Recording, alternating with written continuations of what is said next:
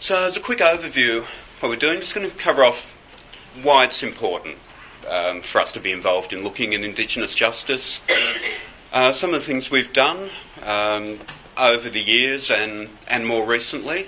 So I'll be looking at kind of Indigenous justice generally with a bit of a focus, of course, on the AIC's work, partly because it keeps the director happy to focus on that work, and partly because I think we've genuinely done some interesting and worthwhile work that sort of covers a fair breadth of the kind of issues that do come up in relation to Indigenous justice. So while the content won't be just on our stuff, it does sort of give that overview of what the issues are there.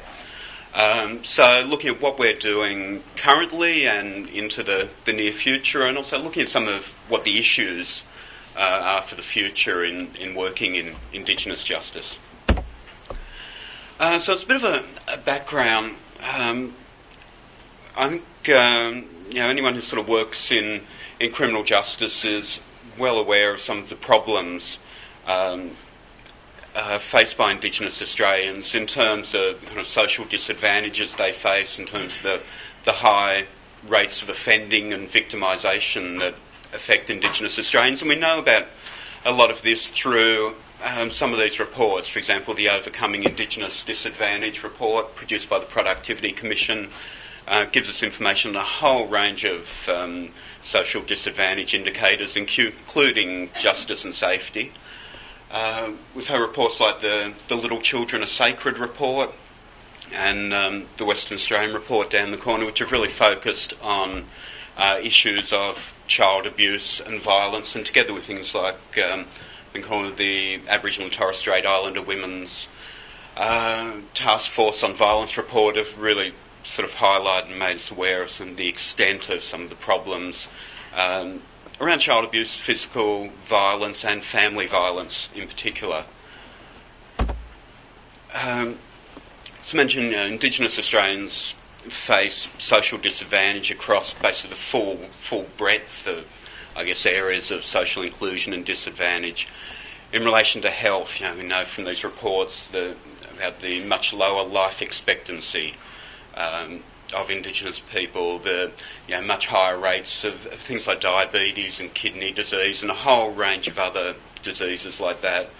The extent of mental health problems, which are partly kind of known through this work and partly not really known, because there's not necessarily a great understanding about the extent of mental health problems and intellectual disadvantage problems, and the contribution of grief, loss and trauma to those.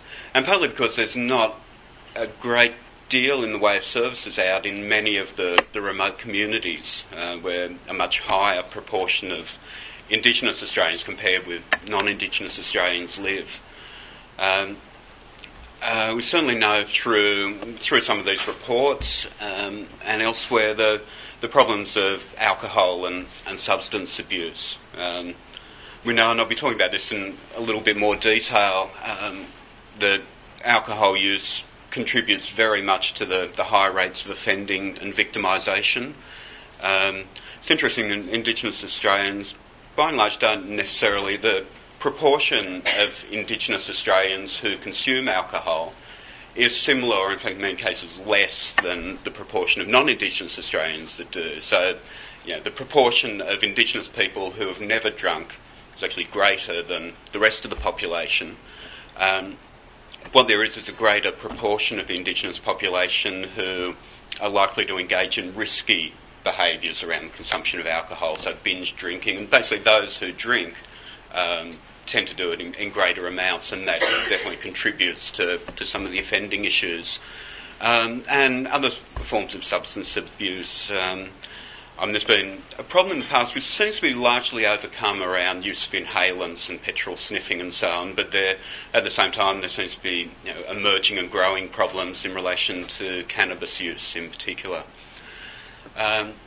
Employment and income disadvantage, the rates of unemployment amongst Indigenous people, especially out in remote communities, are much greater than the rest of the population. Income levels are much, much lower. Education, things like the rates of completion of Year 12 seem to be sort of, gradually getting a bit better, but are still much below the rest of the population. And they're particular things that are particularly important in this space. And we know from other research that's been done that things like levels of income, levels of unemployment, and education are really strong predictive factors of involvement in offending and victimisation for the population generally, and particularly for Indigenous Australians, given the extent of the disadvantage.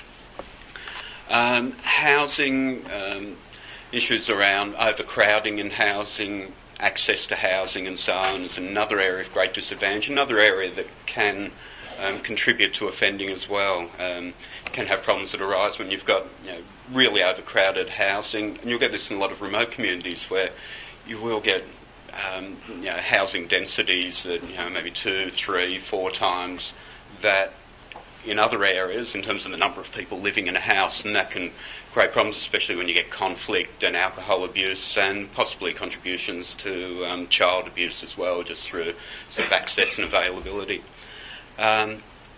And in terms of violence and child abuse specifically, and I'll be talking about this in a little bit more detail, but certainly the rates of violent offending and victimisation compared with the rest of the population are an area of huge disadvantage.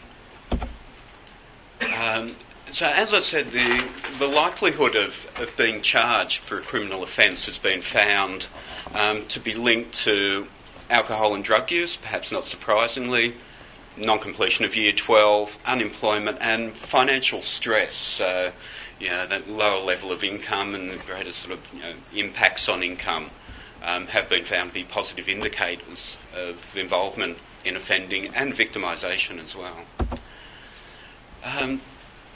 Just looking across, probably most people in the room are familiar with the extent of Indigenous overrepresentation in the prison population. This just gives you an idea across the Australian prison population of the percentage of prisoners in each jurisdiction who are Indigenous and non-Indigenous, with currently, as at the last ABS figures in June last year, have a prison population of just over 29,000.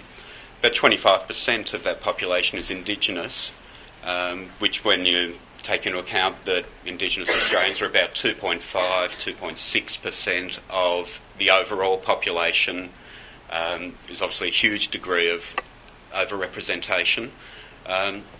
More so, as you can see, in some jurisdictions than others. The highest relative rate of overrepresentation tends to be in Western Australia. In the Northern Territory, even though there's a much greater percentage of Indigenous people in the prison system, there's also the Northern Territory's overall population is about 30% Indigenous, so the rate of overrepresentation's not as much. I think one of the most telling figures is the fact that while making up about 2.5% of the population, more than 40%, about 42% of people in Australian prisons for assault offences are Indigenous. So an extreme rate of overrepresentation in relation to violent offences. This gives you an idea of imprisonment rates over the last 10 years or so. Since the non-Indigenous imprisonment rate is it's increased. There's been a gradual increase, but fairly minor one, especially in relation to the Indigenous rate, which you can see has just continued to increase. Many years ago, things like the Royal Commission into Aboriginal Deaths in Custody.